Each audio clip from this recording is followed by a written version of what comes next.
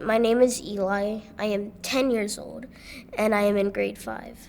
Hi, my name is Andrew McKenzie, and I'm a mental health consultant with Yukon Education as part of the Ready to Learn Schools initiative. Hi, my name's Jan Ferentz. I'm also a consultant working with the Yukon Education, and we're here and excited to be working with schools and teachers and students, helping them understand how their brain works so that they can be ready to learn. So, Jen and Andrew, tell us a little bit about Ready to Learn Schools. Sure. So Ready to Learn Schools is something that we're working on throughout the entire territory of the Yukon. And we're going to be talking with teachers and principals and all the people that help kids in schools. And we're going to be talking about how your brain develops and how that impacts your learning. And this is meant to be a really supportive process so that the more teachers understand this, the better they are at figuring out how to help you learn. And the way that people's brains develop has a huge impact on how they're able to learn. And with Ready to Learn Schools, there's a way that we work and help teachers work with kids called the Neurosequential Model, which is a lot of words jumbled in your mouth. What it means is doing things in the order of the brain and the parts of the brain that are ready. What does Ready to Learn look like in action? Well, Ready to Learn Schools in action is kind of a process that really starts with us going and visiting the school and getting to know the staff and getting to wander through classrooms and getting to see the kids and just getting to know people. So we call that engagement because we want to be able to be in a school before we start working with people so that we're not strangers to everybody. So we teach them about the brain and we teach them about how the brain impacts people's learning, what stress does, not only to the kids, but what it does to all of us. And then in each of those schools, there are some teachers who volunteered to spend more time with us, and we call those the pilot teachers, which means kind of like they're the first ones.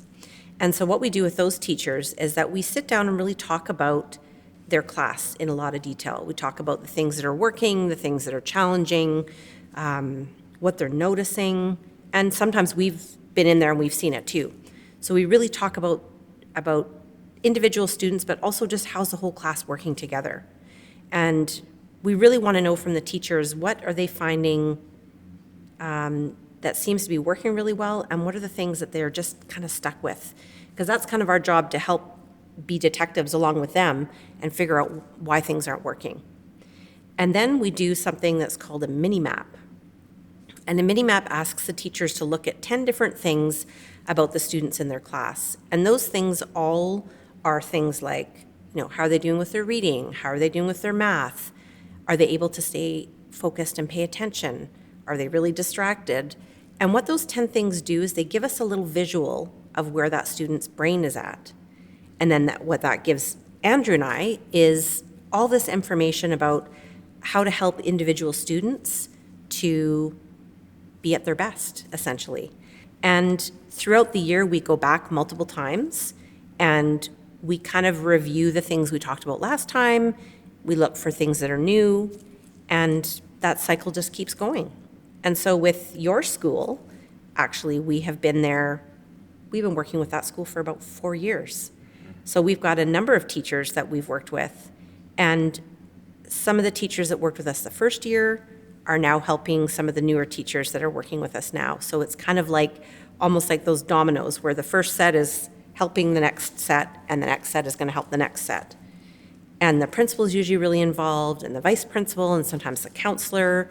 And so it's like a whole community is coming together to think about brains and to come together and be in a better place to learn. And that's really about those relationships and staying calm. And then, of course, we open that part of the brain that's meant for learning.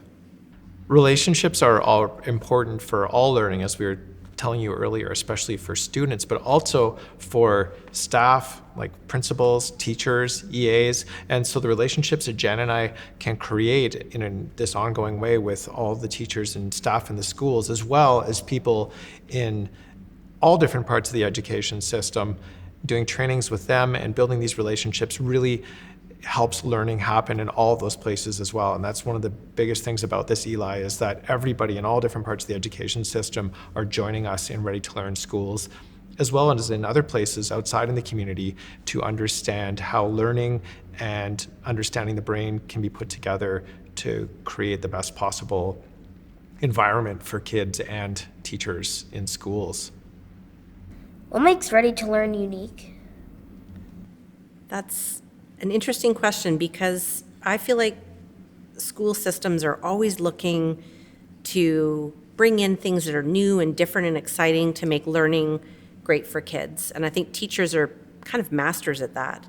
But what's slightly different about this, the Ready to Learn initiative throughout the Yukon, is that it's really looking not only as schools just being about education and that cognitive part of our brain, the intellectual part of a child. It's really looking at the whole child.